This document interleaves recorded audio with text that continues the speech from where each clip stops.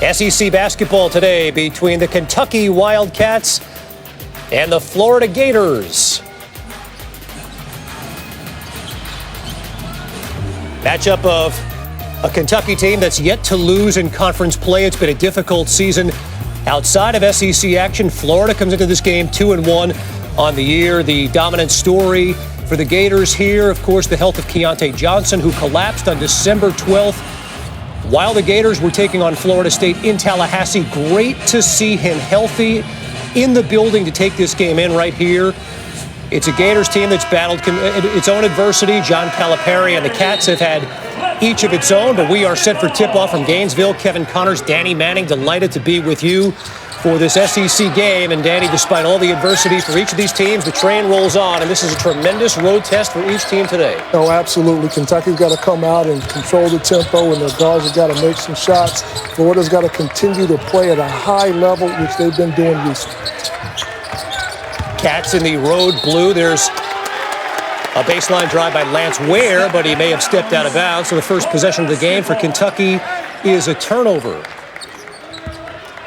John Calipari obviously needs no introduction, Danny, but he's made some lineup adjustments through a difficult start to the year, and some feel that the Cats may be beginning to find their way. I think so. Coach Cal's going to always challenge his guys to continue to get better, and that's what he's doing right now.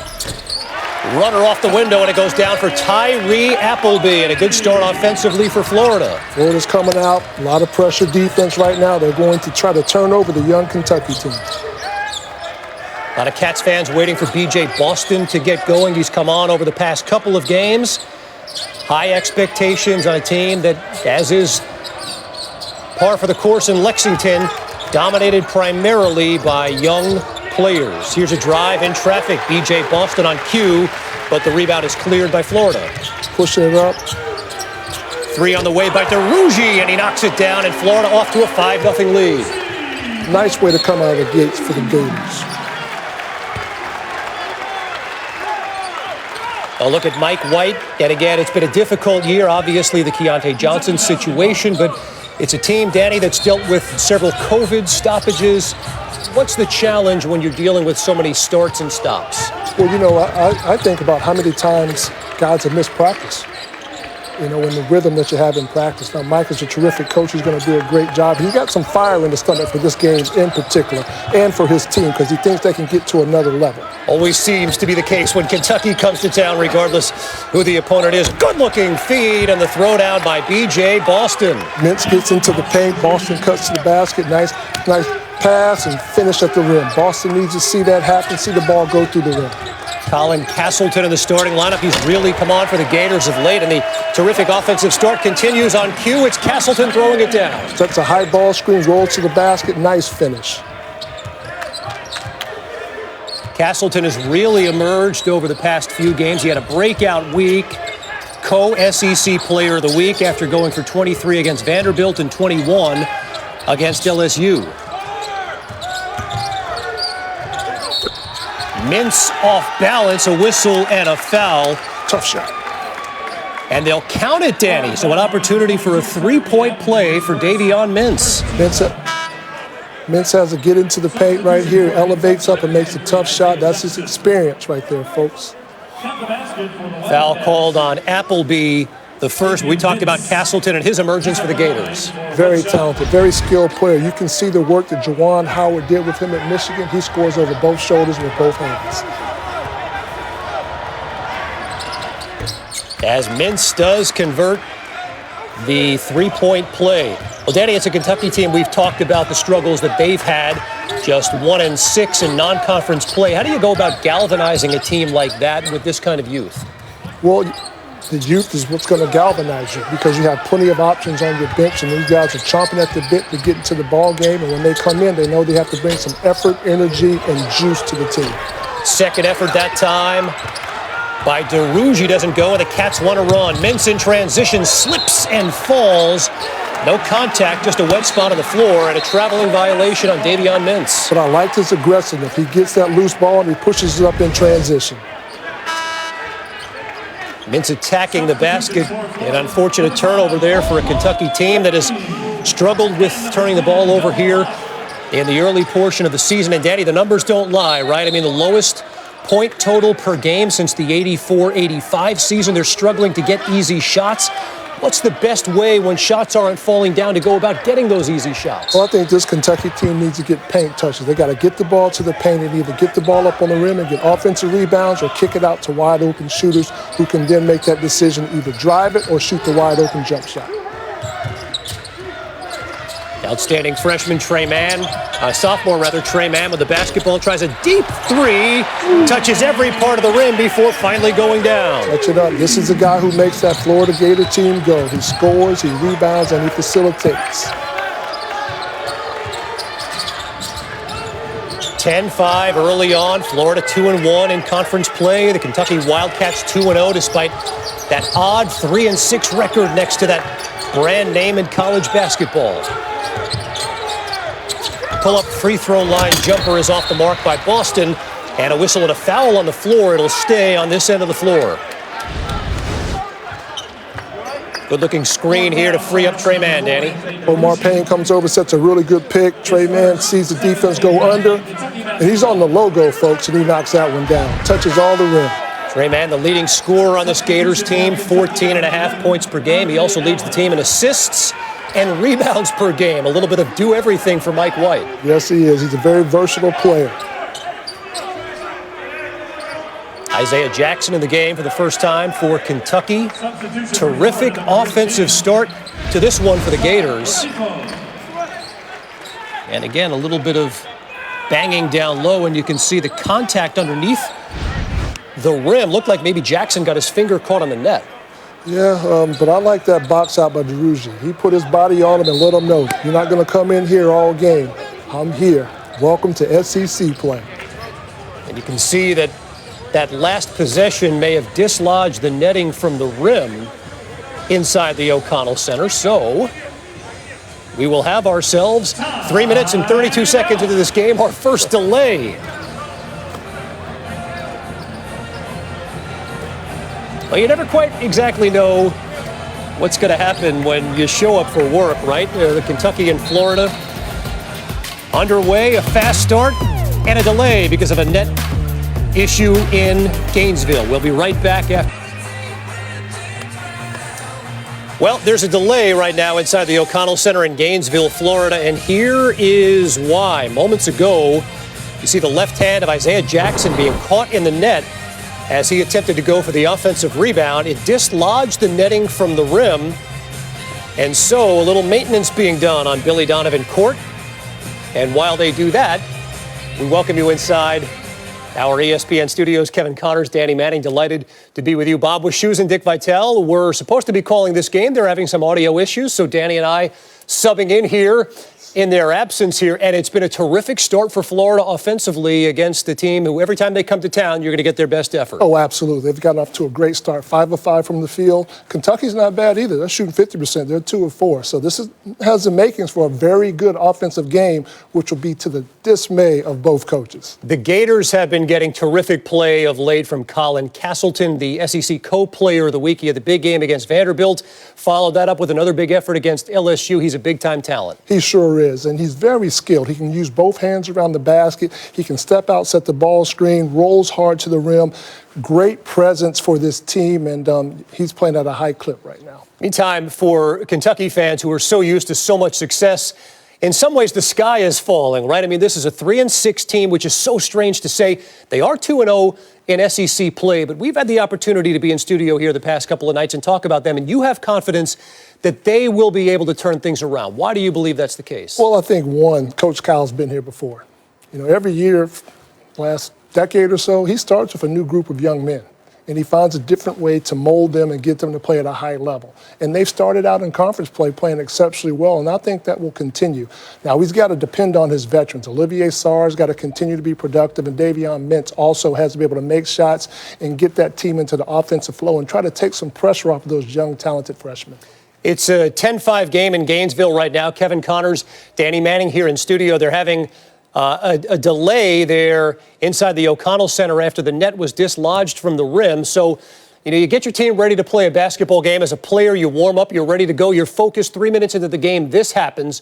So what's the mindset to stay focused? Well, right now, the coaches are just talking about, okay, defensively, both teams have to get better. We've got to do a better job of contesting shots, and then we got to get the ball out and get out in transition and try to get some easy opportunities. And that's the mindset right now. And now the coach is just telling those guys, hey, let's relax.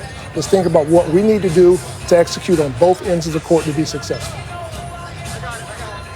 It's an SEC matchup on the second Saturday of January. Danny, still so much basketball to be played and so many opportunities ahead of so many teams in this league, right? I mean, this league over the past few years has become one of the real powerhouses in college basketball. I think most people would agree the Big Ten, the Big 12 are by far the two best leagues. ESPN's exclusive presentation of college basketball is presented by 5 Hour Energy Shots.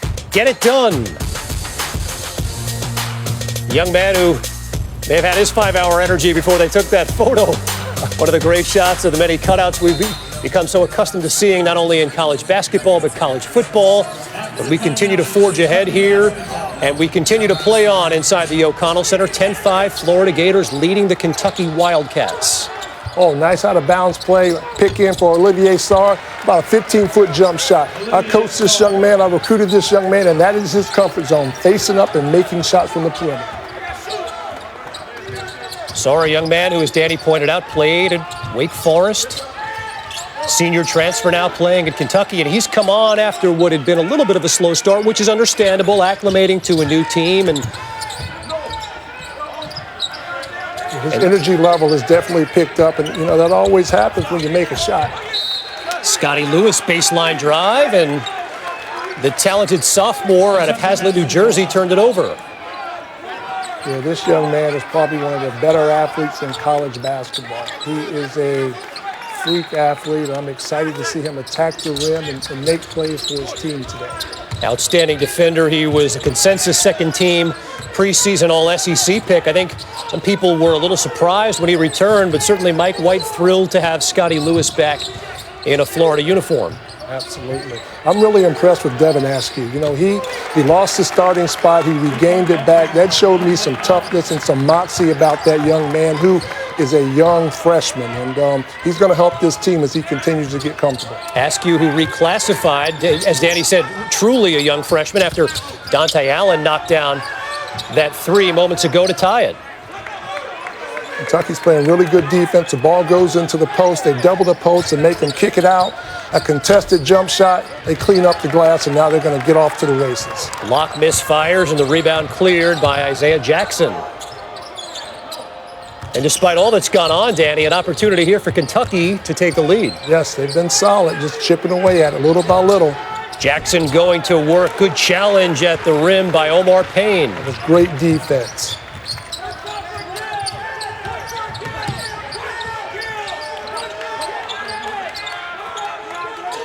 Look for Scotty to get some straight line drives, try to make something happen. Good head fake baseline drive by Osifo, and it's batted away. Last touched by Osifo. I thought that was great defense by Olivier Sarr. Rotated over, went vertical, didn't come down, and forced the turnover. No under 16 timeout because of the delay, so we keep it here and remind you that coming up next, a classic showdown. Georgetown, Syracuse, harkening back to their Big East days together, and we close out the night on ESPN with a good Pac-12 showdown, UCLA and Arizona.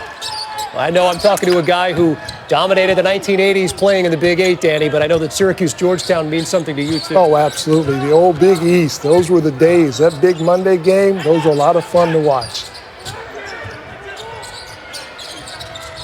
Brooks checks in the game for Kentucky. It's nice to see him out there. He's the most experienced player on this Kentucky roster, and they sorely need him out there on the court. Well, John Calipari subbed Dante Allen into the game, and they sorely need him. Consecutive three-pointers by the SEC freshman. Live look in Gainesville, Florida. Kevin Connors, Danny Manning. And you know what, Danny, when it's not working offensively, sometimes you tighten the screws a bit on defense. Yes, you do. And right here, great rotation. And we call that a wall-up. Olivier Sarr's hands go vertical. The defender bounces into him and loses the ball out of bounds. And that's a great energy-generating behavior for this Kentucky team to build off of. Sarr, a guy who you coached at Wake Forest. Obviously a skilled defensive player, and again, he's come on here a bit for John Calipari's team. Yes, he has, and he's got to continue to do that to help this team get to the heights that they want to get to. 8-0 run right now by Kentucky after falling behind 10-5. Kentucky's very active on the defensive end right now. Their hands are in the passing lane. Get a deflection right there. That's something that you like to see as a coach, deflections. Well, it's a Kentucky team that overcame a 9-point deficit on Tuesday against Vanderbilt. And again, some people point to that game and certainly the second half as, you know what, maybe this is the Kentucky team that we expected at the start of the season but didn't necessarily see. Castleton tied up that time by Sarr, and again, good defense by the Cats. Yes, went up vertical again, got a hand on the ball, terrific defense. The Kentucky Wildcats, they've got a different moxie about them today defensively. They're very active, they're in tune, and they know that this is the type of play they need to have success. Well, Florida started SEC play just before the new year, December 29th. With the win at Vanderbilt, they followed that up with a home win over LSU as the alley-oop goes down in transition, and it's that man, Keon Brooks. What a great way to get your first 2 points coming back. Great defensive stand by the Kentucky Wildcats. Well, Brooks medically cleared earlier this week after missing the first 9 games with a left leg injury. And what a welcome return to John Calipari's lineup for the outstanding sophomore. Yes, share the basketball, push it in transition, and throw the lob at the rim. Terrific finish. Defensively, Kentucky's coming out and they're trapping ball screens, and that's giving Florida a little bit of trouble. They're very active and they're very long, and they're doing a great job of contesting all passes inside the scoring area. Brooks, a young man who played his high school ball at what's become a factory in Fort Wayne, Indiana, La Lumiere School. And again, a welcome addition back in the lineup for Cal's Cats. Baseline drive, up and under to beat the shot clock by DeRougie. Nice finish, up and under.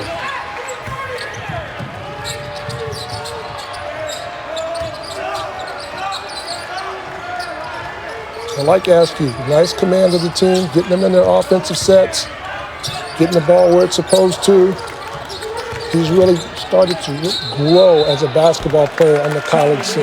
Well, and it's a great point you make, Danny. Again, we're 9 games into a new season with such a young basketball team, and we've been spoiled across the board, but particularly Big Blue Nation's been spoiled by so many freshmen coming in and having such immediate success right away. That's the exception, Danny. That's not the rule. You're absolutely right. It is the tough jump, especially when you come in at his age, because he's a little bit younger than a normal freshman. And you get handed the reins to an offense of the Kentucky Wildcats, that's a huge undertaking. And he's learning, he's getting better, and I'm excited to see how he continues to improve through SEC play. You saw some pearls of wisdom or something like that being imparted by Coach Calipari to ask you on the bench. Yeah. DeRougie too strong on that 3. Great defense by Kentucky. Now they've got to come up and get the ball reversed, try to get it inside, get a paint touch, or attack the rim some way or somehow. Open look for Sarr, and it rims out. Fought for and kept alive into the arms of Tre Mann.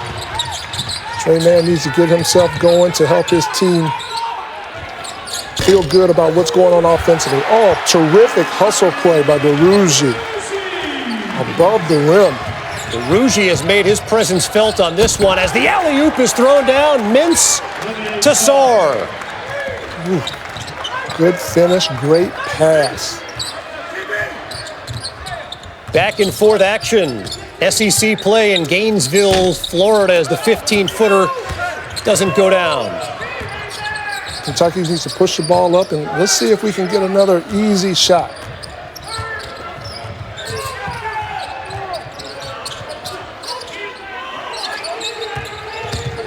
Here's Toppin going to work. Look to put it in the spin cycle, but a bit out of control for the Rhode Island transfer. Yeah, that was a tough shot right there.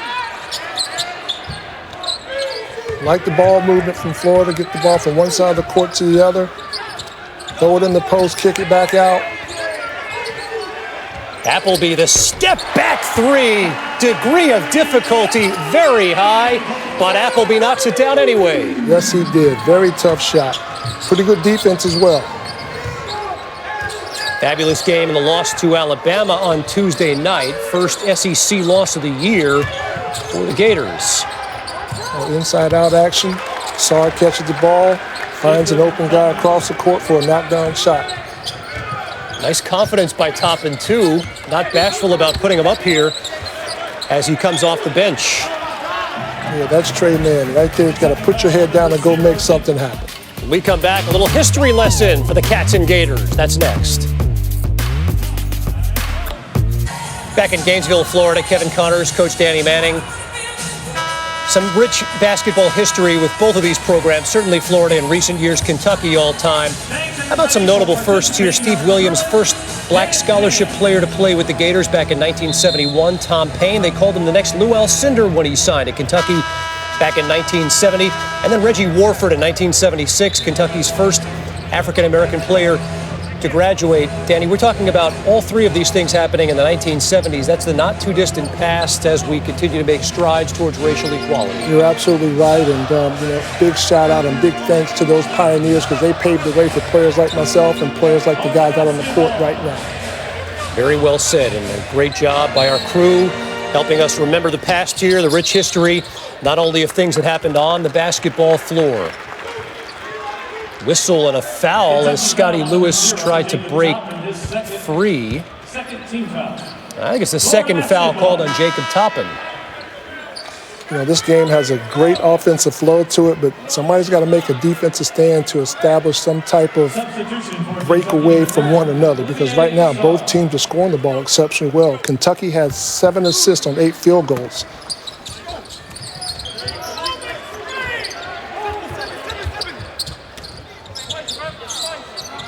Gators led 10-5. Kentucky has come back, but Trey Mann on cue takes the lead right back. Yes, he did.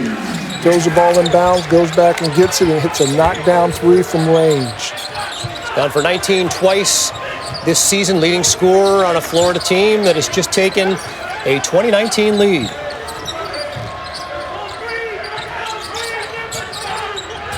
Danny, who does the flow favor right now through 10 minutes? Well, right now, I've enjoyed the way Kentucky's moving the basketball, but I think it favors Florida because they've kind of struggled a little bit in the flow of the game, and they have the lead right now. So I think once they settle down and get a little bit more comfortable, they might be able to extend that lead playing at home. Off the set inbounds, it's Mintz. Comes up short and good box out by the Gators. Sure, terrific box out by Omar Payne. With a step back by Mann. Boston pushes it up, hits Mintz. Oh, nice pass. We got to finish that. Boston's second effort has it swatted away by Lewis. Great defense. Push the ball up in transition. Here's a ball screen. Stoppage of play. Indeed, a stoppage of play as you can see Noah Locke kind of holding his head. I wonder if there might be a little blood there, and the officials spotted that. Well, part of the story for Florida recently has been the play of DeRougie, and they're doing the little things right now, Dave. Yes, they are. Great effort, energy play, going to the offensive glass for a second chance put-back points. Those are the type of points that Florida's going to need to walk away for a win today. And again, the training staff attending to Noah Locke on that Florida sideline. Noah Locke's an important piece to this team. He's a great catch-and-shoot player. As Payne loses the handle and Kentucky looks to push the tempo. Yes, they do. Great job of pushing the ball up the court. Ball reversal. Great shot from the perimeter by Boston. E.J. Boston knocks it down. The 6'7" freshman out of Norcross, Georgia. He's averaging 13 points per game, best on this Kentucky team. Named to the Julius Erving Award watch list for the best small forward in college basketball. And now a steal by Boston. The other way, working on DeRougie. Scotty Lewis wants to settle the team down, see if he can run a little offense and get a good quality shot right here.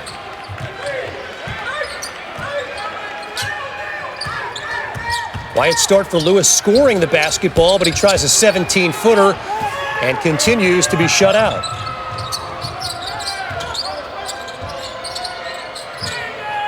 Kentucky has a lot of success when they're able to move the ball from one side of the court to the other, then attack and find the driving lane. Here's Saar going to work. And he finds the roll. Nice drive, nice finish, nice touch. 6 points through 12 minutes for Olivier Saar, who, if he's playing well, you kind of get the sense that that's going to open things up, Danny, a lot more for the guys on the perimeter. Oh, it absolutely will. But, you know, the way Florida's running their offense, he's going to wear down a little bit. He's got to play ball screen defense almost every possession down. Appleby, a contested three. Look at DeRougie. We've called his name a lot in this first half. Great effort, great hustle by DeRougie. He brings energy-generating behaviors time and time again. Explain that, Danny. What does that mean? He brings something that's outside of scoring the basketball. An offensive rebound, a stop, a deflection, an altered shot, a block shot. Those are energy-generating behaviors that bring juice and energy to your team.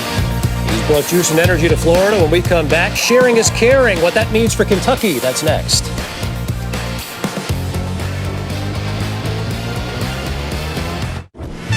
There are many names for enthusiasts, but there's only one way to become one: by going all in. The new Lexus IS, with a lower center of gravity, a more responsive suspension, and an aggressive, wider stance. This is what we call going all in on the sports sedan. Lease the 2021 IS 300 for $359 a month for 39 months. Experience amazing at your Lexus dealer. Hi. Happy anniversary. For what? Every year you're with us, you get $50 toward your home deductible. It's a policy perk for being a Farmer's customer. Do I have to do anything? Nothing. Nothing. Nothing. Nothing? Nothing. That really is something. You get a whole lot of something with Farmer's policy perks. See ya. May I have a balloon too? Sure. Your parents have maintained a Farmer's home policy for 12 consecutive months, right? We are farmers. Bum, bum, bum, bum, bum, bum. Start with a quote at 1-800-FARMERS. I feel like I'm the good kind of spicy. It means you got an edge. I got an edge. It means you've got some umph, and I got some umph. I don't know about your umph, but impatience doesn't equal spicy. Sonic Chicken Slinger. Is it a good umph or a bad umph? On a Monday night, in a new year, we'll crown a champion we'll never forget. Of the season we'll always remember.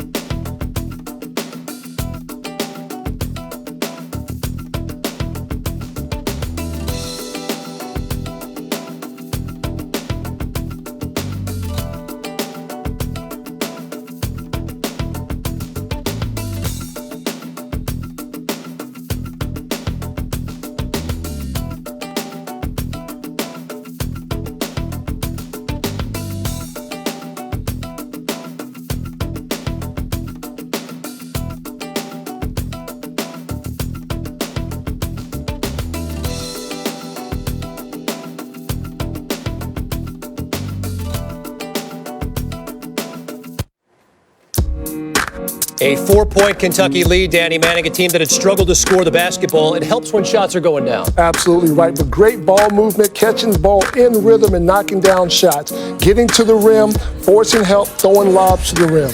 That's great, unselfish basketball. 10 made field goals for Kentucky through the first 12 minutes of this game. And Danny, John Calipari looking down that stat sheet, seeing 8 assists, has got to bring a smile to his face. Oh, it sure does. But I'll tell you what, both those coaches are looking at their teams and we got to get some stops. We got to string together some stops because right now both teams are very comfortable offensively. What's worked for Florida here when they've had success on offense? Well, to me, I think it's DeRougie making energy-generating plays, offensive rebounds, straight-line drives. Things like that give his team juice, and I really like what he brings to the table.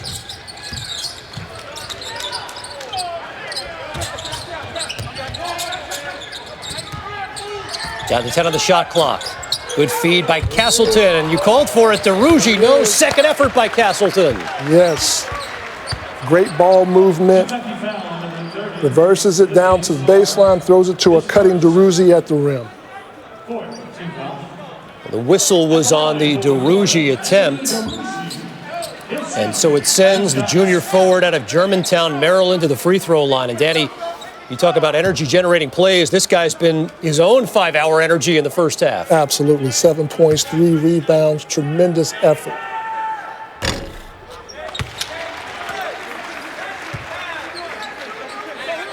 Young man who just a few games ago was coming off of Mike White's bench. He started the game at Vanderbilt. He had 11 points, 3 blocked shots.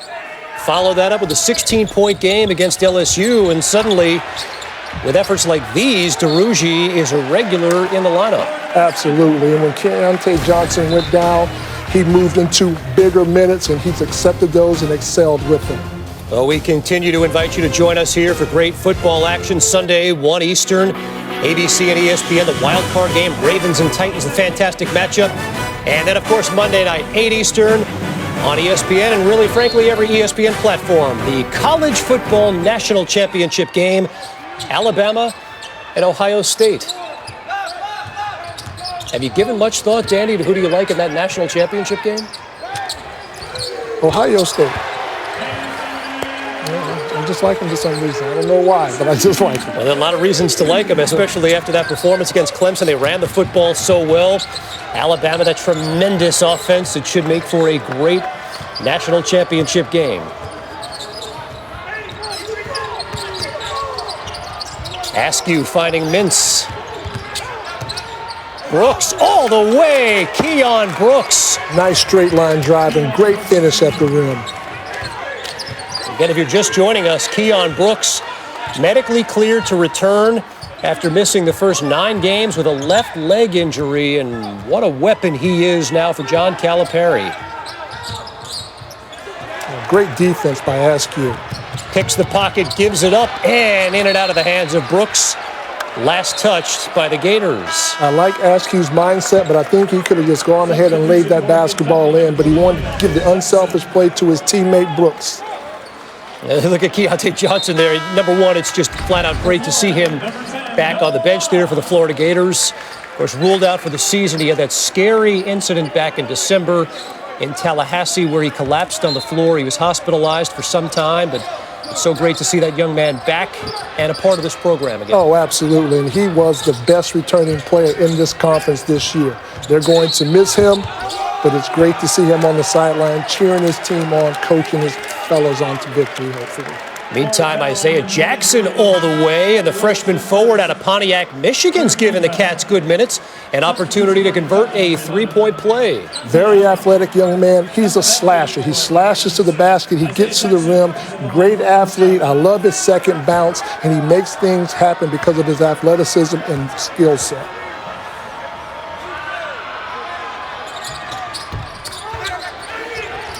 Too strong on the free throw. Kentucky, the 28-24 lead. And the Cats started non-conference play 1-6 rather on the year, but they've won their first 2 games in SEC play, trying to stay undefeated here. One of 3 remaining undefeated teams in SEC play. Great defensive stand right there by Kentucky. Guys diving on the floor for loose balls. That's the type of energy and activity you definitely want to see if you're Coach Cal. Askew thought about it once, took the better shot, and again tried to be kept alive by Isaiah Jackson, but last touched by the Kentucky big. Danny, here's the new normal, right? I mean, you know what? We've got to change things because of COVID. No more traditional bench. Everyone's spread out there, but obviously still a part of things. Yeah, you know what? The bench play or the guys not in the game, extremely important because they can give their team juice and energy by their enthusiasm, by cheering for their teammates and communicating to their teammates about what they see that is happening out on the court. And the same thing on the Kentucky sideline, and they're up and cheering the block there by Isaiah Jackson, who again, as you look across the stat line, it may not pop off the page, but he's been an active player. Absolutely. Here's DeRougy, and it's gobbled up by Brooks. Brooks has played very well in the minutes that he's received so far. A welcome addition. Danny, look at the bench numbers there by Kentucky. 14 of their 28 points coming from the bench. Yes. As Mintz knocks down the three. Kentucky now 4 of 5 from behind the arc. They've opened up their largest lead of this first half. Kentucky's offense is really flowing very well, especially when they get the ball moved from one side of the court to the other, then attack the defense.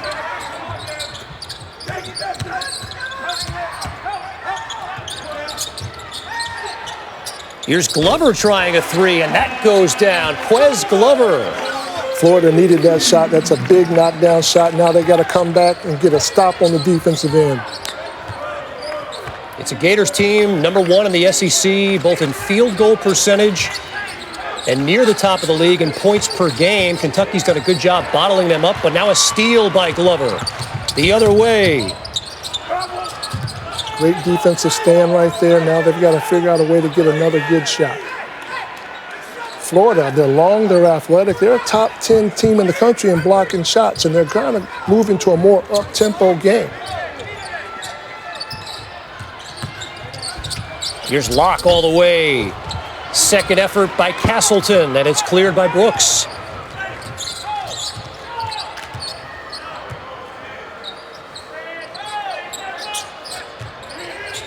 Game that's seen a play stoppage because of a net issue inside the O'Connell Center as Isaiah Jackson knocks down another one, and Kentucky has not missed a beat since that stoppage. They're doing a terrific job of catching the ball with their eyes up and finding interior guys that are wide open.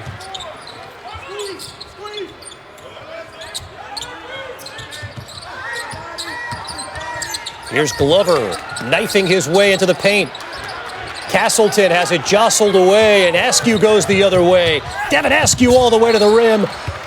Spiked out of bounds by DeRougy, but it'll stay Kentucky basketball. One of the notable moments of the start of this year, some of the words of John Calipari, who doubled down on it again. Sometimes you have to hit rock bottom. Is it rock bottom yet? I have no idea. We're coming back after this. Is on the way. Coming up, we'll look back at a fantastic finish in Morgantown, a great performance by the Texas Longhorns, plus number 2 Baylor on the road, tested by TCU. Meantime, in the SEC, Sharif Cooper, first appearance of the year for the Auburn Tigers. He had not been cleared by the NCAA. Back in the lineup today, and boy, he looked good. He looked great. I had a chance to watch this young man on the AAU circuit, and he can do it all. He scores, he facilitates, he plays with a swag, and he's going to bring a certain energy level to that Auburn team. Who could use it? It's not been the traditional start for Auburn, obviously, in what's been a complicated season. No postseason for Bruce Pearl's team. Kentucky fans know about complicated seasons, right? But they may be starting to find their way. 2-0 in league play. 6-point lead here as the shot by Allen gets caught between the rim and the backboard. There's been a lot of talk, Danny, in this first half about that rim and that backboard, huh? Absolutely. That's one of your better shooters, and you love to see him get an open look. He was just off the mark a little bit to the right and stuck it in between the rim and the backboard. I've been there before. No, not that often. We should point out, not that often for a guy who won the Naismith and Wooden Award, a national championship with Danny and the Miracles back in 1988. All right, Kentucky's shooting the ball well from the perimeter. They can't fall in love with that jump shot. Great defense by Boston. Aggressive play as the Cats look to push. Mintz off balance and a tough shot by Davion Mintz. Really tough. Nice right-handed drive. Kind of floated away from the basket. Very soft touch. Allen scoring for Kentucky. Mintz has 8.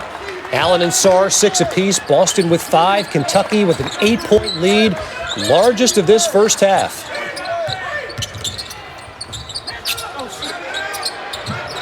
And Kentucky's done a nice job on Scotty Lewis, too. Yes, they have. You know, Scotty's got to be a little bit more aggressive in trying to drive lanes and get to the rim. Just 1 field goal attempt here so far for Scotty Lewis. Scotty's a very patient player. He's not going to force it. But getting on the offensive glass and getting out on the break will help them out a little bit.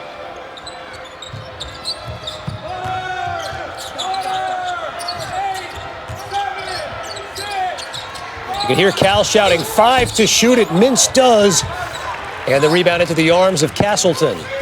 You know, Kentucky trying to run offense, and they run the shot clock all the way down. That hadn't always been the case. So they are trying to run offense and get some really good looks, and that's worked for them so far this game.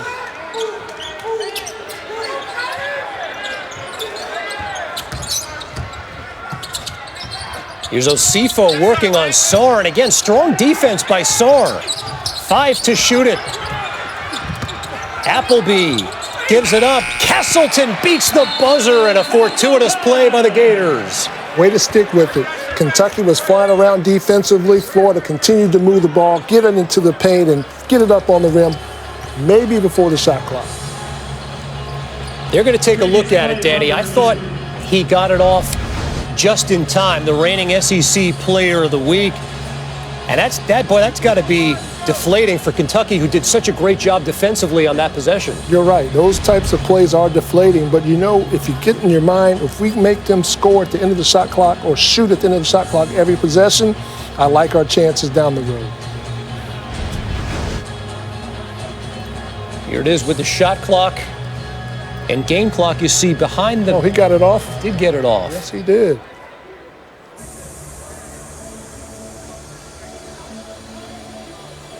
So they'll go under the hood, so to speak, as we saw in the Bills-Colts game. In the waning moments of that game, the officials took their time. Not sure they got it right there. Nevertheless, Buffalo went on to win that game, and the officials here trying to make sure they get things right in what has been a very tightly contested first half, Danny. Oh, absolutely. You know, the one thing I really liked about that particular possession is Florida, they're getting the ball to the paint. They're getting the ball to the paint. They're making Kentucky's bigs rotate over, and then they're trying to drop it off to their bigs. Well, the national championship game presented by AT&T, Alabama and Ohio State. It comes your way Monday, 8 Eastern, 5 Pacific. We've got you covered on every platform, TV, radio, digital. You can plop down on the couch, pull yourself up in front of your flat screen TV, have second screen viewing on your phone, your tablet. Have an earbud in, listen to it on the radio as well. Alabama, Ohio State, in what's been a most unusual season in college football, but we will crown a national champion on Monday. All right, so a minute to go here in this first half as the officials try to figure out whether or not Castleton got that shot off in time. So what's John Calipari telling his team, Danny? Defensively, let's play defense with our head and our feet. Let's make sure we contest the shot and clean up the possession with a rebound. Florida, on the other hand, they want some ball movement. They want to get the ball from one side of the court to the other. They want to try to get to the basket to score and maybe even draw a foul to kind of slow down the rhythm, the momentum of Kentucky. As we suspected, the basket does, in fact, count, so it stays a 6-point game. Kentucky shooting 50% from the field through 19 minutes of action. They beat the press. Boy, you don't see pressing much in college basketball anymore, but the Gators have utilized that. Yeah, and I like that. Now it's probably down to 15 seconds for Kentucky to run offense and try to score. Here's Allen. Great rebound outside of his area, tips to himself, and now they're going to push it up. And I'm going to play for one here. About a 7-second difference between game clock and shot clock, although suddenly the clock stopped running. So lucky us, another delay. Free timeout for the coaches. They're enjoying that.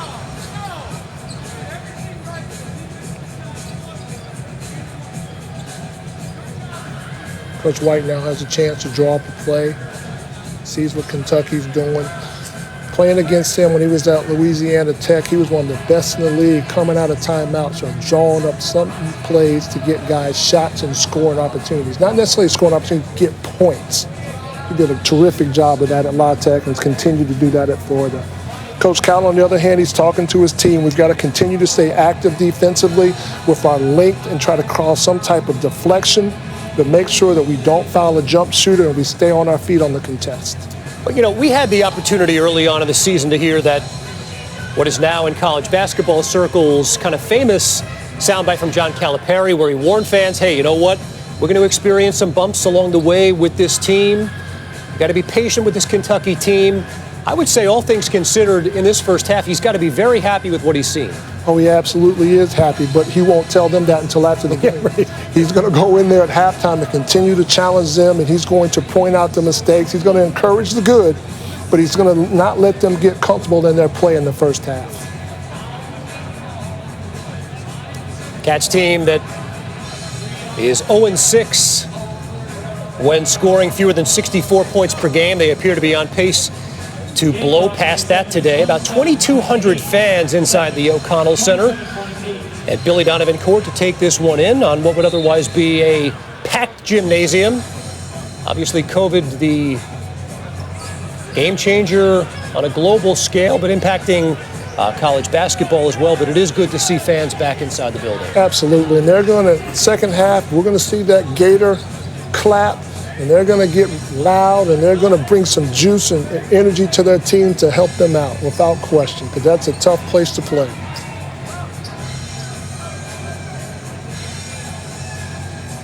So we continue to try to straighten out the game clock issue there. Mike White speaking with the officials. Just under 30 seconds to go in this first half.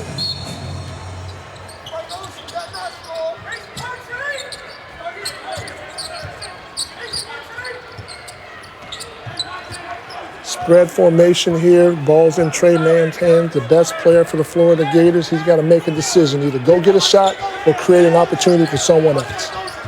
5 to shoot, Mann off the drive. Excellent defense by Askew again. Whistle on the floor, that three will not count. I think they're going to get a foul off the drive on Davion Mintz. That was terrific defense on the ball. It was very impressive. Staying in front, rolling up. Askew did a terrific job. Trey Mann is a tough cover. So the shot clock is off. 8.6 to shoot. 6-point Kentucky lead. Here's Mann. 2 to shoot. 3 on the way for DeRougie. No. And the first half comes to an end. Kentucky played exceptionally well on the offensive end, sharing the basketball, scoring the basketball. Florida's got to go in, regroup, and figure out a way to slow them down. Let's figure out the net situation. Kentucky burning them down 48% in that first half. They lead by 6 at the break.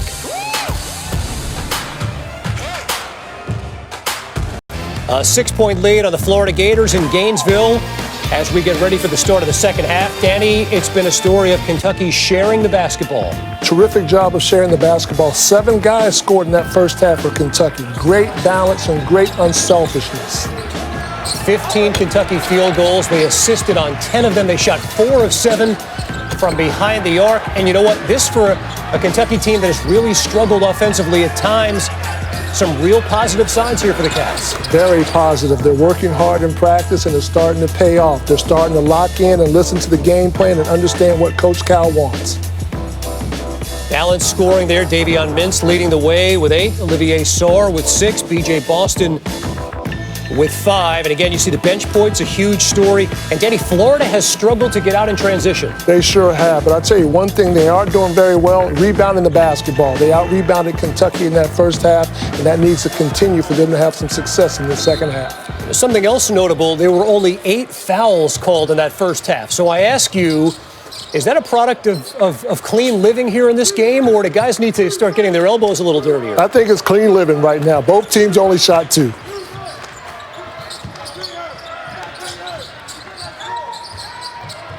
Here's DeRougie, who was such an active presence for the Gators in that first half. Baseline drive off the mark by Appleby. Great job of getting to the paint. Just got to be able to finish. Here's Sarr stepping over Castleton and knocking it down. Nifty footwork, didn't step on him, didn't travel. You know, Collins got to do a better job of holding his ground in the post. 8 points now for Sarr, and that's the difference in the game.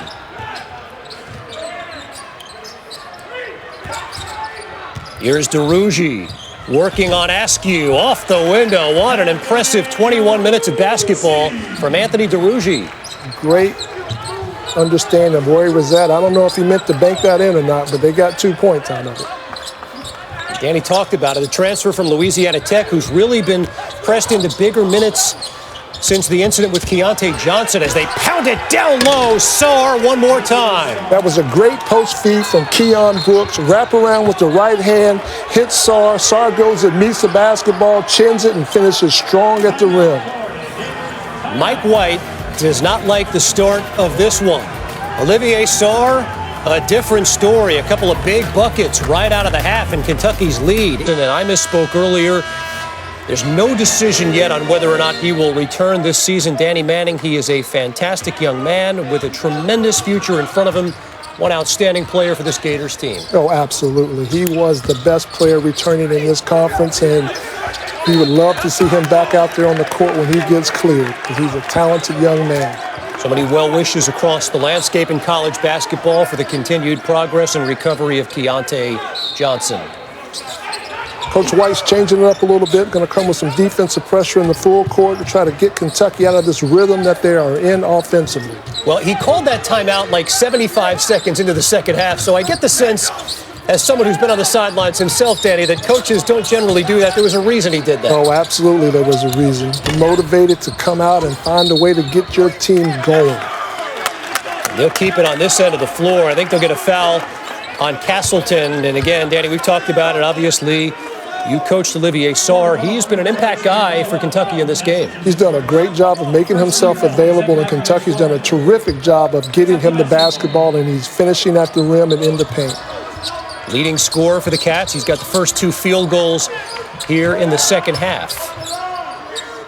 I really like Brooks' maturity out there on the court. He's doing a great job of getting rebounds, passing the basketball, and making his team better.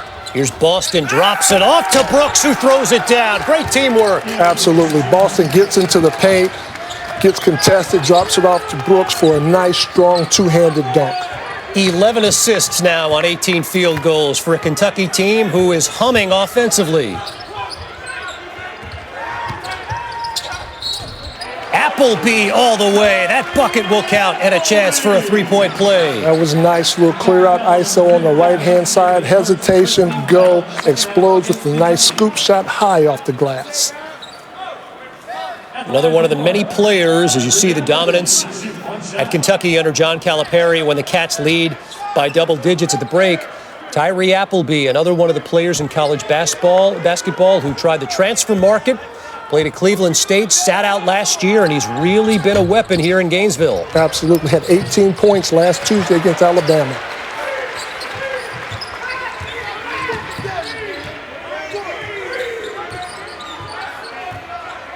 Here's Mann working on Askew. 7 to shoot. Down low. Castleton misses the chippy. Great offense, great footwork to get the shot. You got to reward yourself when you catch it that close to the basket.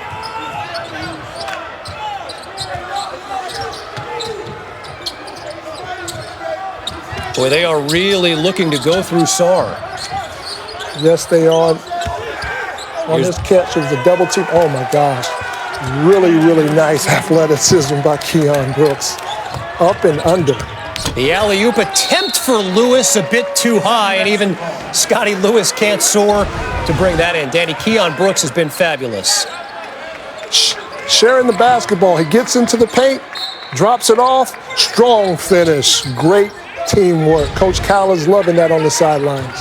Well, look, you know what? We've harped on it throughout. This is such a young team still. And again, it's just 9 games in. We expect the immediate success. Another feed, backdoor, Mintz lays it up and in, and this team is maturing right before our eyes. Hard drive to the middle of the court, baseline cut. The defender loses sight of his man for an easy reverse layup. The lead has ballooned to 12. Kentucky's so active on both ends of the floor, forcing yet another turnover. Good offense leads to better defense, leads to more energized defense. And right now, this Kentucky team is energized. Florida's got to kind of regroup, figure out a way to get a really good shot offensively, and they got to string together some stops on the defensive end.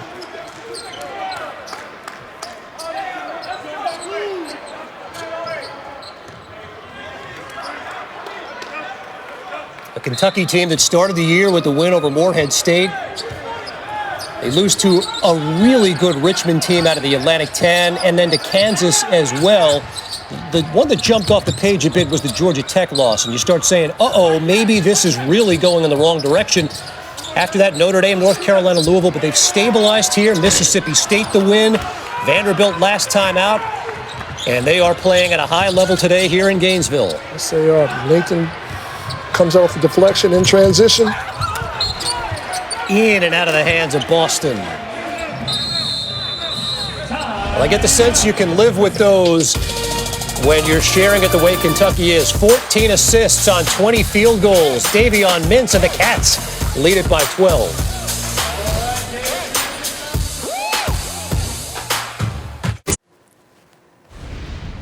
Well, a left leg injury kept Keon Brooks out the first 9 games of the season, Danny, but in his debut, he's done everything. He sure has. He's given them great energy, scoring the ball at the rim. He's rebounding. He's passing the basketball. He is a welcome sight for the Kentucky Wildcats and Coach Cal. He's filled up that box score. 8 points on 4 or 5 shooting. He's blocked a shot. He's got a steal, 4 assists, 3 rebounds. And I think that sound you're hearing is maybe the rest of the SEC saying, uh-oh, Kentucky's kind of figured something out. Yes, this young man is a very talented all-around player, and he is displaying that in his first game this year. And I know you've been impressed, too, with the play of Devin Askew, who was asked to come in and sort of be the floor leader for this Kentucky team. Didn't happen right away, but you like what he's done today. Absolutely. Pushing tempo, getting the team in offense, and really working hard on the defensive end. That's a tough matchup, Trey Mann. Fires the 3, another missed 3 for Florida. Great tip out by Omar Payne to give his team another possession.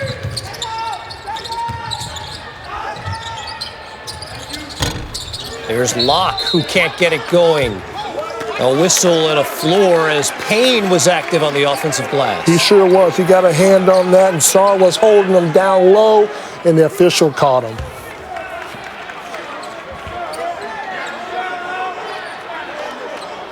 Omar Payne, the sophomore out of Kissimmee, Florida, 7'5" wingspan. He's a threat on the defensive end, still emerging offensively. Florida needs someone to emerge offensively, Dan, because the usual suspects have not played well.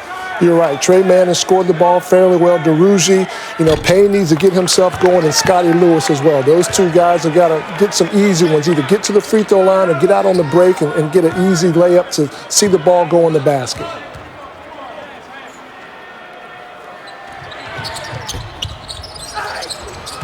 Two misses from the free throw line for the Gators, who continue to trail by 12. And some activity, and the officials with a double foul call there. Look to be on Sarr, and I think on Payne as well. Yes. That's what happens when you got 2 big guys fighting for real estate in the paint. A reminder, the national championship comes your way Monday, 8 Eastern. Alabama, the nation's #1.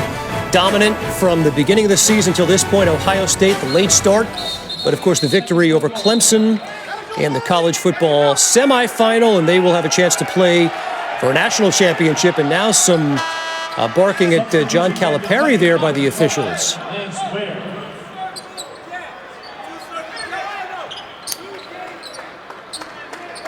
It's 3 fouls on Sarr. He's going to have to take a seat. Lance Ware checks into the ball game. What's your opinion, Danny, of the double foul call? I know not everyone likes that sort of a cop-out for the officials. What do you think? I'm not a fan of it. I think you can just pull those guys to the side and say, hey, listen, guys, let's clean it up. I think that's the same outcome. A 3 rattles in again for Davion Mintz.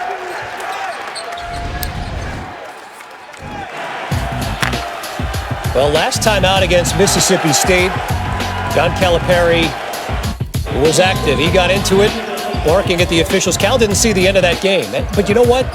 Good things started to happen. Now, I'm not drawing an equation between the two, Danny, but maybe it's kind of like, sometimes in other sports where we see guys get thrown out of the game trying to spark their team. Maybe that's the case here. I believe that was the case. I don't know if that was the intended consequence, but that's definitely what happened.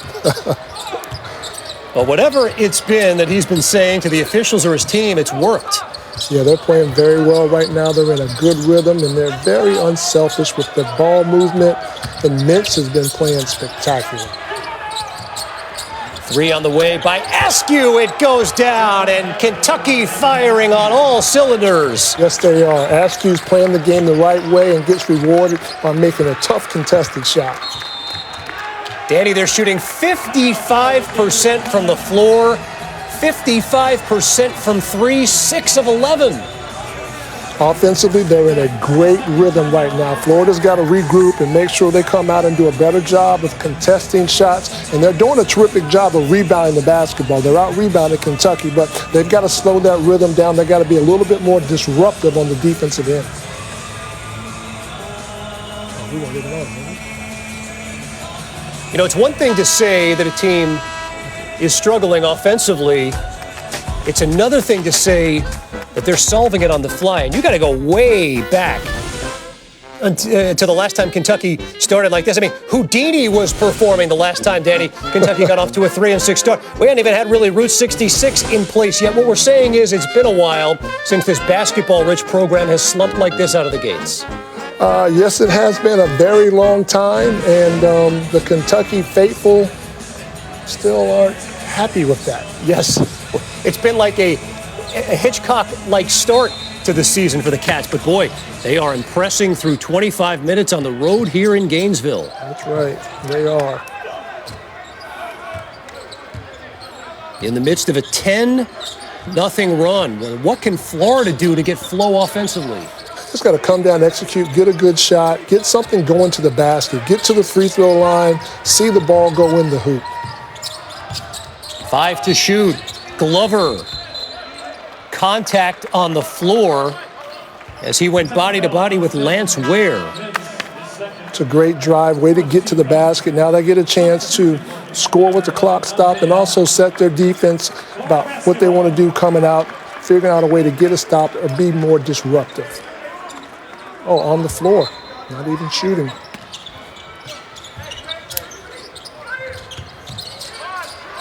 You got him. Good set inbound, and Castleton is there to throw it down. Mike White, one of the best coming out of any situation based on out of bounds with timeouts. Great offensive set.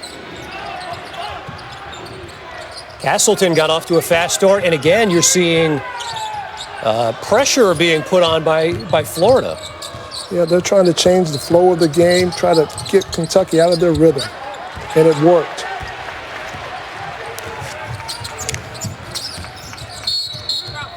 As Mann gives it up, a whistle and a foul on the floor. It'll be called against the Cats. Danny, here you go again, the set inbound. Back pick and another back pick. Noah Locke says 2 back picks, and the last one finishes with Colin Castleton at the rim.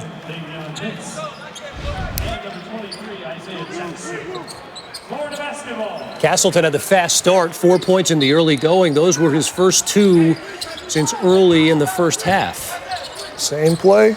Didn't work this time. Noah Locke catches in the corner. Goes to work on Boston. Here's DeRougie. Mann knifing his way to the basket. Look at the hustle by Brooks. Great effort. Great effort. Mann fouled on the attempt, and you're seeing Florida try to get back into it behind hustle plays, Danny. Absolutely. That's an energy-generating play right there. They're going to find some juice from that play and figure out a way to get some stops defensively.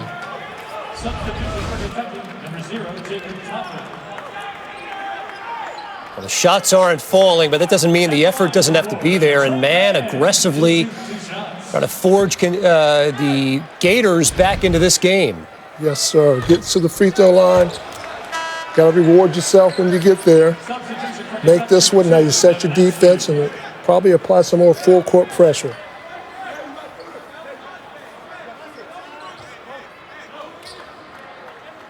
Again, it was almost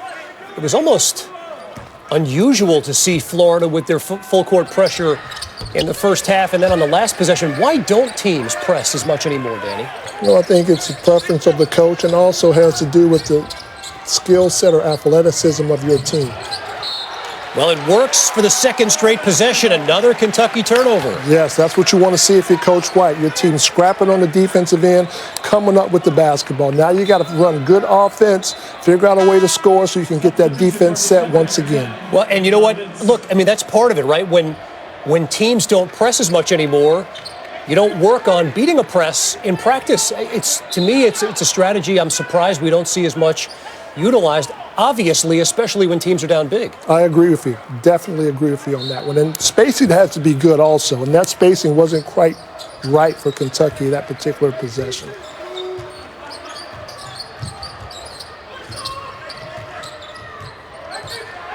Gators team that trailed by 18 moments ago. Man gives it up. DeRougie with 5 to shoot, muscles his way, but he comes up short. Good offense to get the shot in the paint. You got to finish it. They walled up and did a good job contesting. Now Kentucky's going to slow it down and run offense. Get the ball reversed from one side of the court to the other.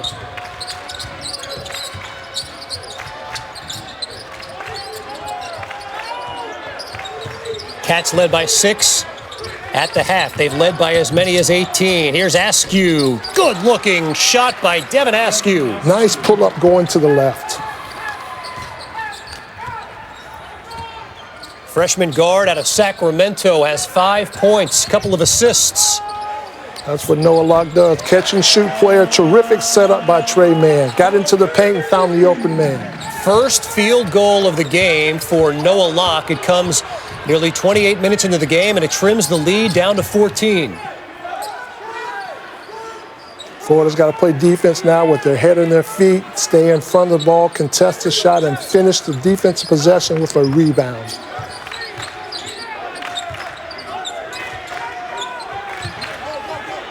Such an efficient game for Kentucky on both ends of the floor, as Toppin is not able to get it off. And you know what? Signs of life from this Florida team defensively. They've had a couple of big stops here the last few possessions. That is a great defensive possession to force a shot clock violation.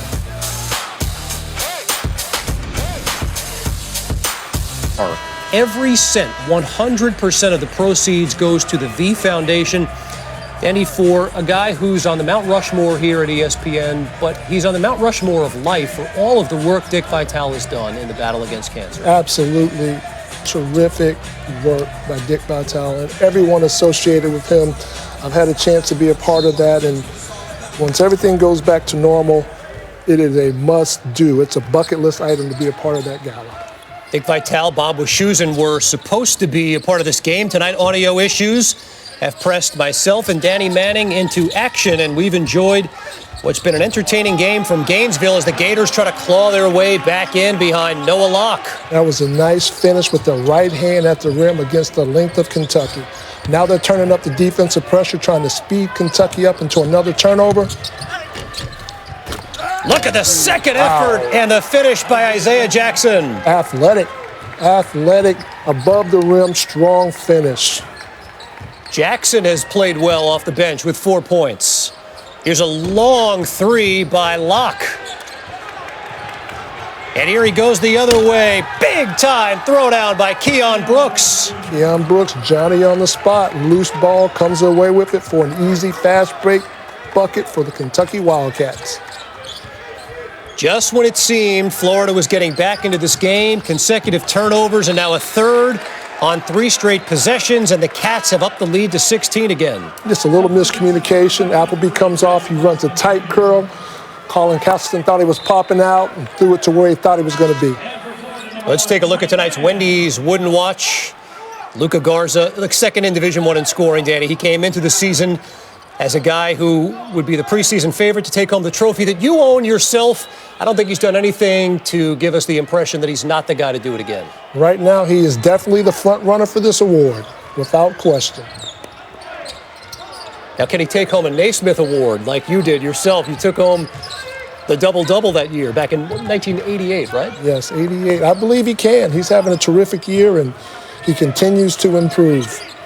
That's a deep Iowa team. They get perimeter scoring in addition to what he can give you down low. And on the perimeter himself, Fran McCaffrey's team a force in that Big Ten. Yes, they are. Nice strong move, ripped through to the baseline, finished with the up and under. Terrific athletic move by Mr. Jackson. Isaiah Jackson has been a revelation as Kentucky has a chance to push this lead to 19. Catches the ball, reads the defenses on the top side, attacks to the baseline. Terrific athleticism, nice English and spin off the glass.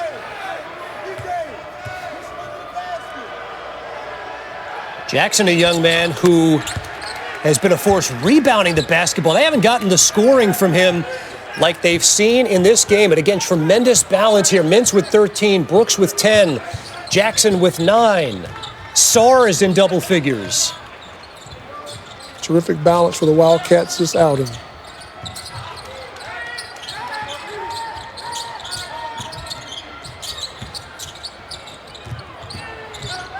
Seven to shoot, and again, strong defense. Kentucky's one of the leading shot-blocking teams in the country, and they displayed that on this possession. Mintz gives it up, and it's tipped out of bounds by Trey Mann. But that Kentucky defense has been a factor all afternoon. Yes, yes. They're long, they're athletic. They're one of the biggest teams in the country as well. Substitution for Florida, number 10, Noah Locke. Locke checks back into the game, replacing Scotty Lewis, who, Danny, 0 for 1, no points. Simply put, Mike White's got to get more from one of his best players there. He absolutely does. Scotty brings effort and energy. We need a little more production out of him in terms of getting on the offensive glass or getting out on the break. He's a do-everything type of player, and when he checks back in, I'll look for him to be a little bit more aggressive. There's Boston off the glass, and it goes down. B.J. Boston's up to 7 points. Nice touch off the glass, good feel on that shot, and this is a very good game for B.J. Boston. Nice drop-off. Castleton, though, can't finish. That was a very nice pass by Trey Mann.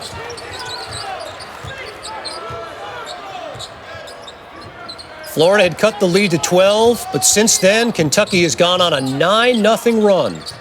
Yeah, Florida's in a danger zone right now. They've got to come up with a stop or some multiple stops to get back into this ball game. Here's Brooks. He's had a splendid game. Gives it up. Gets it back from Jackson. Keon Brooks one more time. Nice two-man game in the paint. Brooks and Jackson throwing the ball back and forth to each other till someone found an angle to get to the bucket.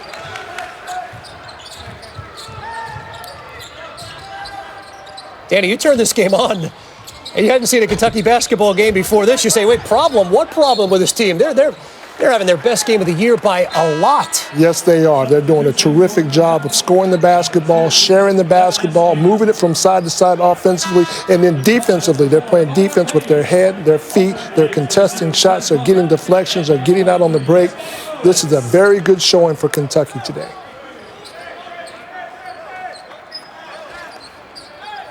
We touched on it a bit earlier with, obviously, the emergence of Sharif Cooper there at Auburn. Alabama's gotten off to a nice start here to the year. Where do these two teams, Kentucky and Florida, fit, in your opinion, in the SEC landscape? Well, when it's all said and done, these two teams will be in the upper echelon of the SEC without question. They're well coached and they're very talented. And Florida, you know, they're coming off of pause. They're coming off of losing their best player. They're going to figure things out as they continue to move through SEC play. A lot of people think maybe right now Tennessee is the team to beat. Vols team that knocked off Texas A&M in College Station earlier today by 14. But yeah, you know, you're right. I mean, it's Tennessee, it's Florida, it's Kentucky. Alabama again has gotten off to a nice start. LSU maybe in some ways a little bit of a sleeper team. Certainly Cam Thomas is playing outstanding basketball. Yes, but every night in the SEC is going to be a dogfight for most teams in most games. Anything can happen in the conference play, and right now, Kentucky's trying to find their way, and according to what we've seen in this game, they're doing a terrific job of understanding exactly what Coach Cal wants.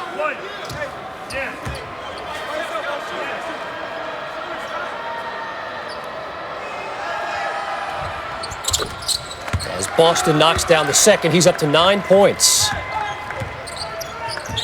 Very good floor game for Boston as well, rebounding the basketball and also a few assists. Trey Mann tries a three.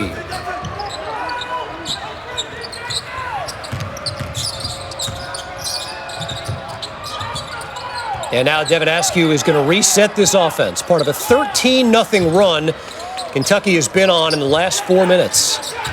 Yeah, Kentucky's done a really good job of executing their offense and having good patience as well, moving the ball from side to side and sharing the basketball. Long three by Brooks. Oh, you can see the confidence there with the way he's played in this game. The shot clock was running low, but that was a long three that time. Yes, it was. Very deep.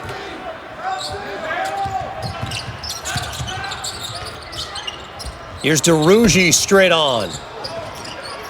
Great rebound by Omar Payne. And DeRougie, the tomahawk. Strong finish. I love that effort and energy by Omar Payne to get his team an extra possession, and DeRougie gets rewarded with a strong finish at the rim.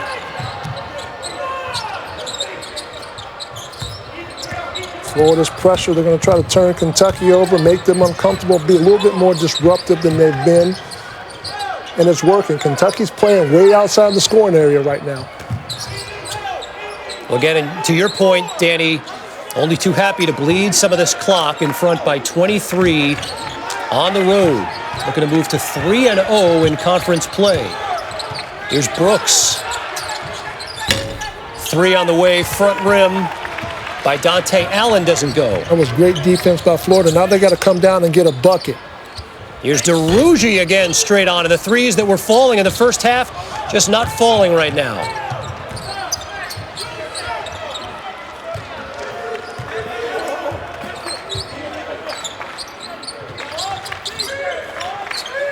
Kentucky's doing a very good job of bleeding the clock, moving the ball from side to side.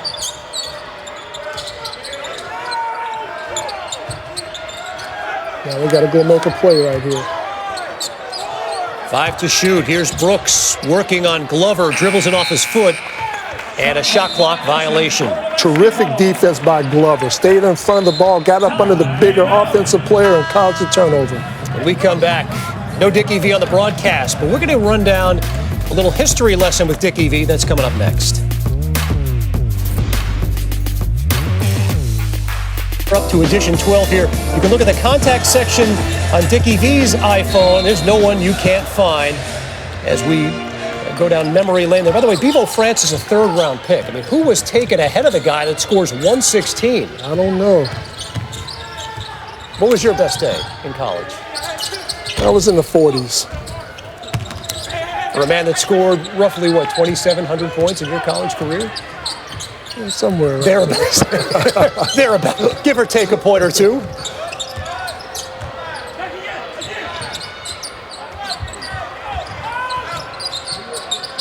Look at that second half field goals, only 6 for the Gators.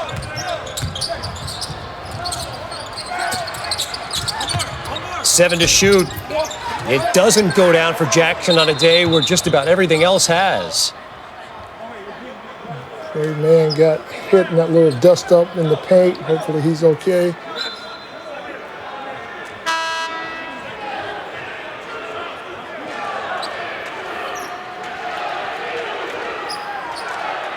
Well, it's been a tough day any way you slice it for Trey Mann. He's 2 of 9 from the field. He just took what looked like maybe was an elbow there or some sort of a collision with his head, and he heads back to the locker room now.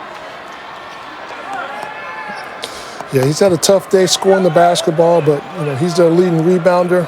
He's got 6 right now, doing a terrific job there with 3 assists in 31 minutes. So when he comes back out, he's got to be a little bit more aggressive on the offensive end.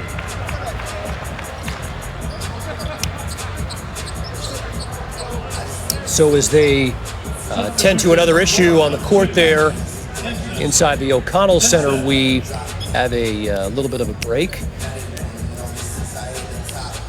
There are a lot of things that Kentucky can take from this game and build upon, and we talked about it earlier, the ball movement and sharing the basketball. Well, your Papa John's best stuff from this one, Danny. It's stuffed with some terrific Kentucky highlights and what's been a breakout performance for them. Absolutely, playing above the rim with strong finishes at the basket. So many contributors today, whether it's been Boston or Sarr or Jackson. Brooks. Brooks has been terrific in his first game of the year. Yes, this has been a fun game to watch if you're a Kentucky Wildcats fan because they're starting to put it all together. Conversely, from the Florida side, it's a Gators team that started SEC playoff with consecutive victories, but they lose against Alabama on Tuesday. And I think coming into this one, Mike White was hoping that things might be different, and that has not been the case at all here. By the way, we want to remind everyone, Buddy Boeheim and the Syracuse Orange set to take on Georgetown in that great rivalry dating back to the Big East days. You will see the start of that game over on ESPNU and then here on ESPN once we go final here in Gainesville. But again, for Mike White, Danny, it's like back to the drawing board now, right? Yeah, he's got to go back and challenge his team to come out and execute a little bit better on both ends of the floor, and they will definitely do that because he's a great coach, and these are very talented young men that are very unselfish. Here's Scotty Lewis baseline for his first field goal of the game. Maybe that'll get him going on the offensive end. Kentucky breaks the pressure. Good job, good understanding of where you're at in the game by bossing, by pulling it back out and running the clock.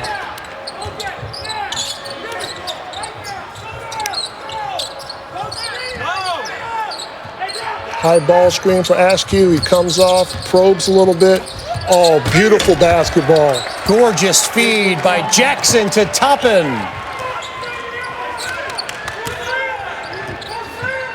How much do you think it means to that guy on the sideline right there, right? Yes.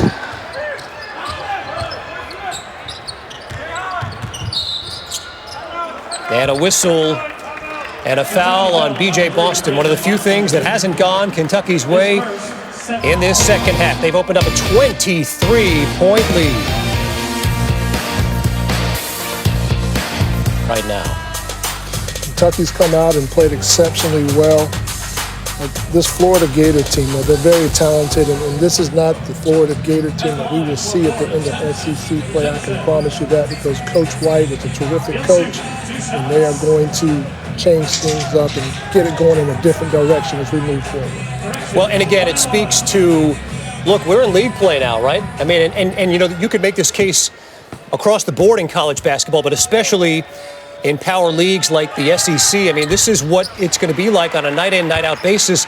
And that goes for home games, Danny. I mean, there are 2,200 or so people at this game right now. But the fact of the matter is, home, road games, not too big of a difference this year. You're right, you know, because a lot of times when you're playing at home, you feed off that energy and juice from the crowd, and you're not able to get that as much as you have been in the past. So you got to bring that from within. You got to bring that from your bench and the guys out on the court. Second of two free throws is good by Ruzhentsev. Florida's got to extend pressure now. They've got to be really aggressive in the passing lanes and try to create a deflection and come up with a turnover. And great pressure there, tipped out of bounds by Appleby. Tough spot to throw the ball in at right now. Spot to roll in. And later tonight, 9 Eastern ESPN, Pac-12 battle, UCLA and Arizona. No postseason for the Wildcats, but that hasn't stopped them from playing good basketball. UCLA trying to figure out what the landscape looks like in the Pac-12 as well. Not the same Oregon team we've seen in years past. A Colorado team that looks very good with McKinley Wright running the point. Much like many leagues in college basketball right now, Danny, that league's wide open. Yes, it is wide open. The Pac-12, very talented teams, and I'm excited to see the Mobley boys continue to flourish. The Mobley boys at USC have picked up their play lately. Pac-12, very much wide open. We've talked about the SEC being a wide open league as well. And, you know, one thing I wanted to ask you about, Danny, this Kentucky team with so many one-and-dones over the years. We've seen some programs who've had one-and-dones in recent years, programs like Duke, Arizona, this Kentucky team, that haven't gotten off to the starts that we're used to them getting off to. As you take a look at the SEC standings here, do we attribute that to anything in particular? Well, I think you attribute it to the level of play that they're moving up to. You're talking about young high school kids moving up to the college setting, and it's a different level. There's more athleticism, they're more talented players, they're great coaches, and they're great environments that you usually have a chance to play in. And it takes an adjustment. And right now, Kentucky, they're working through that adjustment with their younger players. But to me, Keon Brooks coming back and having the game that he's having is somebody that can definitely be a calming influence on this team. So what you're saying is, as the three rattles home for Rajutsev, who's got 4 points off the bench, what you're saying is that there aren't Zion Williamsons and Karl Anthony Towns in every class. Is that right? Correct. Not in every class. Every other class, maybe, but not in every class. Well, if you're looking for positives, Samson Rujentsev off the bench has been one for Florida here, as the Gators are in many ways still trying to figure out. Great hands by Scotty Lewis, pushes the ball up in transition. As Lewis had it batted away, and here come the Cats the other way. On the break, up and under, wild shot by Toppin. Florida's got to push the ball up and get a bucket and get their defense set again.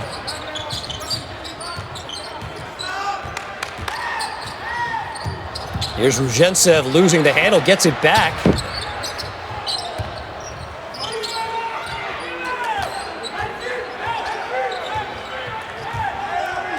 Down to 7 to shoot. Here's Lewis, steps into one. Great hustle, dived on the floor, get your team possession of the basketball. Now Kentucky's got to run some clock, get the ball moved from side to side, and then attack. Florida needs to turn up the pressure defensively and come up with a deflection or a turnover. Scotty's coming up to trap the basketball. Good trap, makes Kentucky call a timeout. An alert play by Devin Askew to call the timeout. Well, some of the SEC storylines here in this season: Kentucky, Tennessee, both ranked in the top 25 preseason poll. 3 teams now finding their way in the top 25, and the emergence of some standout players. Cam Thomas, the outstanding freshman. Scottie Pippen Jr. doing big things at Vanderbilt. Absolutely. Scottie Pippen Jr. made some terrific plays for that Vanderbilt team this year. And then Cam Thomas, that young man can score the basketball.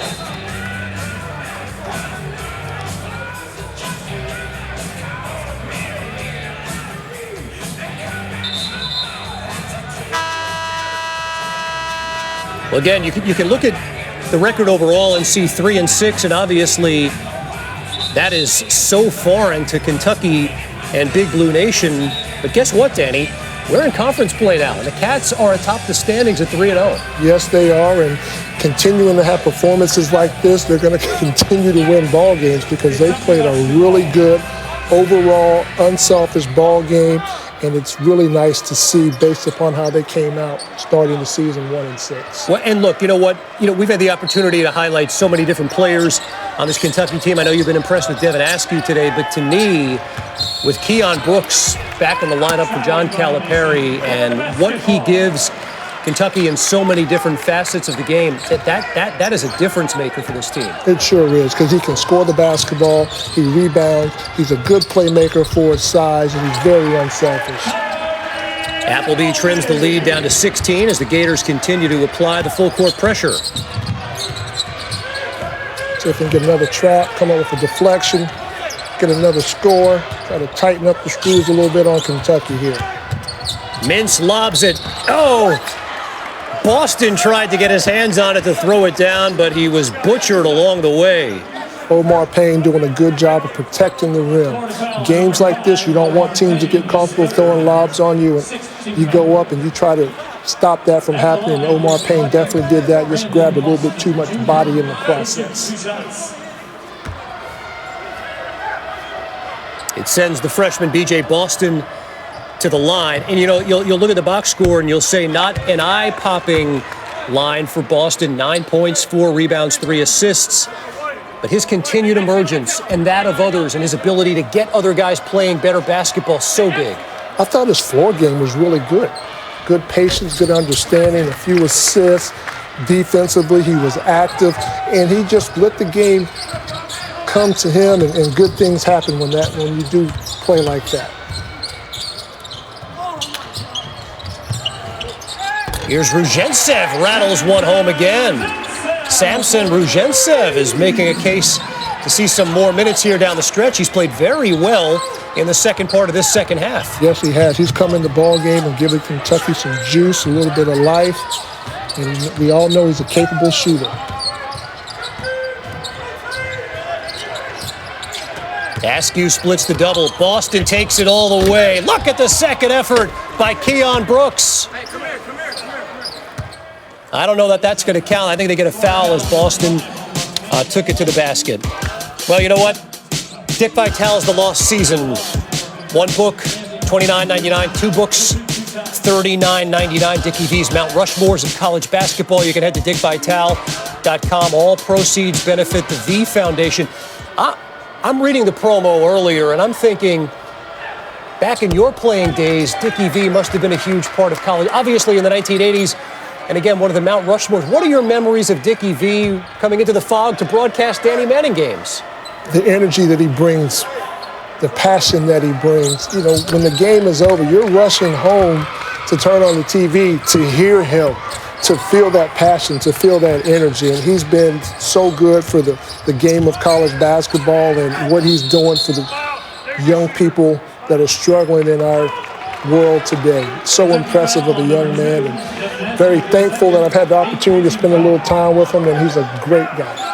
As myself, someone who's been with this company for 13 years, I tell you what, as we take a look at the replay of what happened on this last possession, you know, what Dick Vitale means to ESPN simply cannot be overstated. He is a fixture here at this network. He is a fixture in college basketball, the ambassador for the game.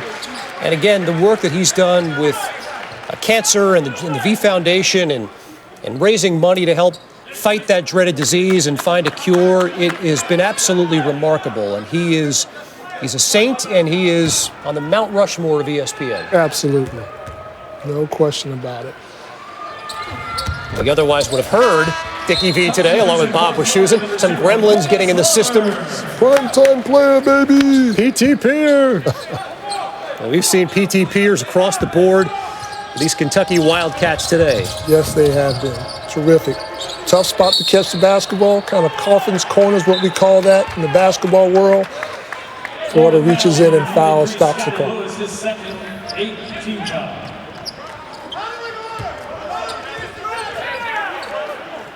You know, and speaking of the V Foundation and the battle with cancer, one of the big storylines that you'll take away from this weekend, what went down in Morgantown, West Virginia today, and Andrew Jones, a young man at Texas who battled leukemia. He is now cancer-free. Hits the game-winning shot to win a huge road game today, Danny. Big-time shot. He got his feet set. Ramey made a great pass to him. He lines it up, and he shot it with so much confidence. Once it released his hand, it looked so good, you knew it was going in the basket. And that's a Texas team that, you know, ranked number 4 in the country, and they have every reason to think that they are one of the 4 best teams in college basketball. They are a veteran team, and they are a deep and talented team. They are, and Shaka Smart's done a terrific job in blending those guys together. You add a very talented player in Greg Brown to the mix, and they are off and rolling right now. 1 minute remaining. 1 minute to go from Gainesville as Appleby is fouled and bumped by Askew.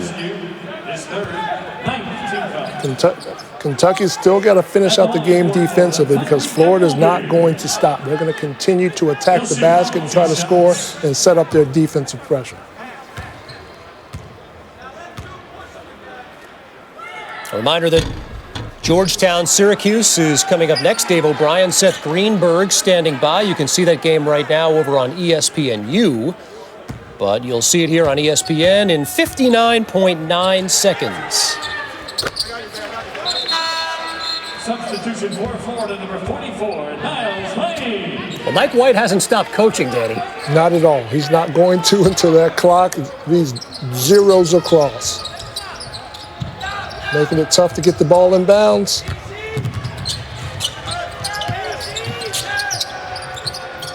Here, Coach Kyle yelling, easy, slow it down, 1 clock. He will be only too happy to get out of Gainesville with a road victory. They get 13 from Boston, 13 from Mintz, 12 from Keon Brooks in his season debut, 10 for Olivier Sarr. Askew's played well. Jackson's played well. Everyone's played well. Yes, this has been a total team effort from the Kentucky Wildcats, and that's the type of effort they're going to need moving forward in this tough conference.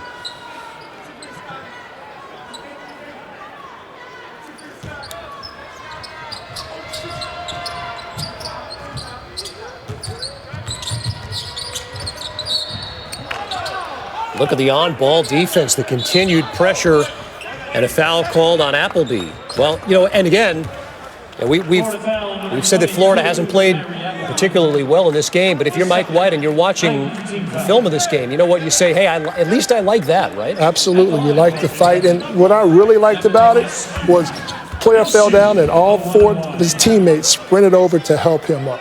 That's the type of unity that you're going to need moving forward. It's a Gators team that will be home to Ole Miss on Tuesday. You can see that game on the SEC Network. As for Kentucky, they go on the road to see Sharif Cooper and the Auburn Tigers this coming week. Also visit Georgia later in the week. So again, no off nights in this league. Not at all.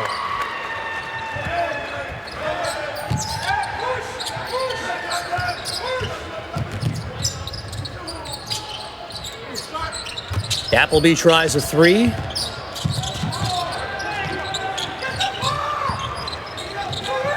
"30 seconds to go as Kentucky and Boston on the floor to come away with it. Shot clock is turned off. A Wildcats team, 3-6 on the season coming into this one, taking on a good Florida team in their building. And John Calipari's team puts forth their most impressive performance of the year. Yes, they did, and we talked about it, just complete team effort, diving on the floor, defensively, deflections, getting out in transition, playing above the rim, throwing lobs. It was a very good ball game for the Kentucky Wildcats. A 76-58 victory for the Cats, who now move to 3